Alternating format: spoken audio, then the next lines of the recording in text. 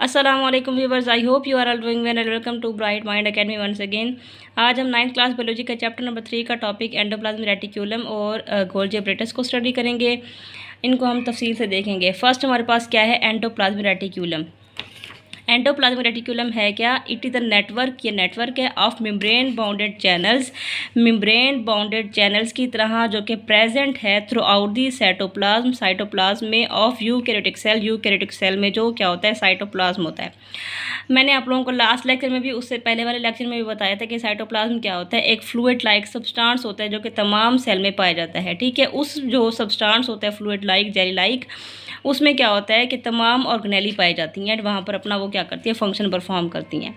पीछे animal cell में देख लेते हैं कि क्या है, तो क्या एंडोप्लाज्मिक रेटिक्यूलम कैसा होता है। अब ये देखें, ये क्या है structure of an animal cell. Animal cell क्या होता है, हमारे पास यूकैरियोटिक सेल होता है। यूकैरियोटिक सेल में जिसमें क्या होता है न्यूक्लियस पाया जाता है। अब देखिए आप लोगों को ये जो पिंक कलर का नज़र आ रहा है जो पोर्शन है वो क्या है साइटोप्लाज्म है। ये जो सारा का सारा क्या है सेल के अंदर साइटोप्लाज्म होता है। साइटोप्लाज्म के अंदर ही सारी क्या हैं ऑर्गेनेली हैं डिफरेंट, वो अपना फंक्शन परफॉर्म कर रही हैं। अब ये ब्लू कलर के जो आप लोगों को मेम्ब्रेन बाउंडेड ऑर्गेनेलीज चैनल की तरह नज़र आ रही हैं, ये क्या है हमारे पास एंडोप्लाज्मिक रेटिक्यूलम है। ये क्या हमारे पास रफ एंडोप्लाज्मिक रेटिक्यूलम है। और ये जो आप लोगों को ये क्या है बाउंड हुए हुए हैं, देखें। ठीक है, ये चैनल्स की तरह क्या है हमारे पास बाउंड हुए हुए हैं, लेकिन ये क्या है अलग है। ये क्या हमारे पास स्मूथ एंडोप्लाज्मिक रेटिक्यूलम है। ठीक है, ये डेफिनेशन सी एंडोप्लाज्मिक रेटिक्यूलम की। इसकी क्या है टू टाइप्स है एंडोप्लाज्मिक रेटिक्यूलम की। हमने पीछे भी देखा है इसमें एनिमल सेल में कौन कौन से थे हमारे पास, रफ एंडोप्लाज्मिक रेटिक्यूलम था और स्मूथ एंडोप्लाज्मिक रेटिक्यूलम था। वहीं उनकी डिटेल देख लेते हैं कि क्या है। Rough endoplasmic reticulum, numerous ribosomes are attached on इस सरफेस। अब देखिए यहाँ पर क्या है, बहुत सारे जो राइबोसोम्स हैं इनकी सरफेस पर अटैच हैं, ये वाले राइबोसोम्स। ठीक है, न्यूमरस राइबोसोम्स इस पर अटैच है। Rough endoplasmic reticulum serve the function in protein synthesis. अब ये इसका फंक्शन, मेन फंक्शन क्या होता है रफ एंडोप्लाज्मिक रेटिक्यूलम का, वो होता है प्रोटीन को सिंथेसाइज करना। ठीक है, स्मूथ एंडोप्लाज्मिक रेटिक्यूलम हमारे पास है, ये क्या है इसमें राइबोसोम्स नहीं होते, राइबोसोम्स की कमी होती है।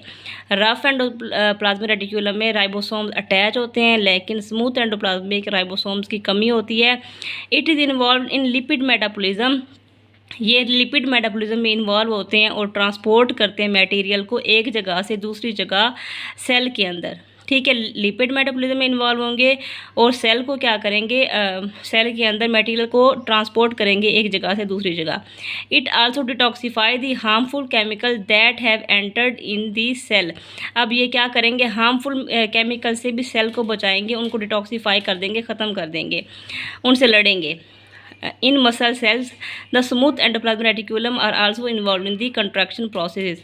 अब मसल सेल में जब मसल कॉन्ट्रैक्ट होते हैं वो भी किसका काम होता है, स्मूथ एंडोप्लाज्मिक रेटिक्यूलम का काम होता है।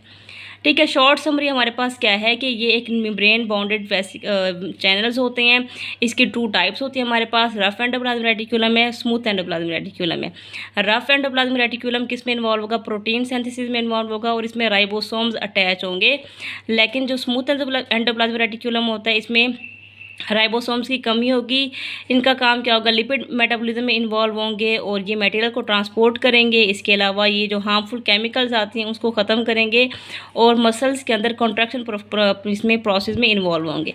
ठीक है, ये शॉर्ट समरी थी हमारे पास एंडोप्लाज्मिक रेटिक्यूलम की। अब हमारे पास नेक्स्ट जो क्या है वो क्या है, गोल्गी अपरेटस। इन 1898 में इटालियन फिजिशियन था कैमेलो गोल्जी, उसने डिस्कवर किया था कि फ्लैटेंड सेक्स हैं साइटोप्लाज्म के अंदर। वो ये है हमारे पास एनिमल सेल्स में देख लेते हैं इसकी क्या है मतलब कैसे हैं ये। तो हमारे पास कहाँ है गोल्गी अपरेटस। अब ये देखेंगे ये फ्लैटेंड सेक्स की तरह। ठीक है, ये है गोल्गी अपरेटस का स्ट्रक्चर। अब यहाँ पर इन्होंने ऐसे ही बनाया हुआ है, लेकिन अगर इसे जूम करके दिखाया जाए तो इनकी जो शेप होती है मेनली वो ऐसे होती है। ठीक है, इन फ्लैटेंड सेक्स को हम क्या किसका नाम देते हैं, क्रिस्टनी का नाम देते हैं, सिस्टर्नी का नाम देते हैं, जो कि क्या है stacked over each other to make a structure. ये एक दूसरे के ऊपर क्या है स्टैक हुए हुए हैं और एक स्ट्रक्चर बना रहे हैं जिसे हम किसका नाम देते हैं, गोल्जी ऑपरेटर्स का नाम देते हैं। It is found in both plant and animal cells, ये दोनों सेल्स में पाए जाते हैं, प्लांट सेल में भी और एनिमल सेल में भी गोल्जी ऑपरेटर्स दोनों में होते हैं। It modifies protein coming from the rough endoplasmic reticulum and pack them into the small membrane bounded sacs. अब ये क्या होगा, जो प्रोटीन बना रहा है, कौन बना रहा था, रफ एंडोप्लाज्मिक रेटिकुलम, वहाँ से जो प्रोटीन आ रहा है वो तो उसे तब्दील कर देगा किसमें, पैक्स में, into the small membrane bounded sacs, किसमें, स्मॉल मेम्ब्रेन बाउंडेड सैक्स में, थैलियों में, कॉल्ड किसे हम क्या कहेंगे, गोल्जी वेसिकल्स जिसे हम कहते हैं। ठीक है, these sacs are kept in cell, ये थैलियाँ जो होंगी, ये सैक्स जो होंगे, ये सेल के अंदर क्या है, रखे रहेंगे और are transported to exterior in the form of secretions. जब ये काम मतलब क्या है कि काम करने के काबिल होंगे, इसकी ज़रूरत पड़ेगी तो क्या करेंगे, ये ट्रांसपोर्ट करेंगे to the exterior in the form of secretion, क्या करेंगे, सेक्रीशन की फॉर्म में इन्हें ट्रांसपोर्ट किया जाएगा। ये थे हमारे पास आज का लेक्चर। अगर आई होप आप लोगों को समझ आई होगी। अगर आपको मेरे लेक्चर पसंद आया तो प्लीज़ लाइक करना, सब्सक्राइब करना और शेयर करना ना भूलेगा। Thank you so much.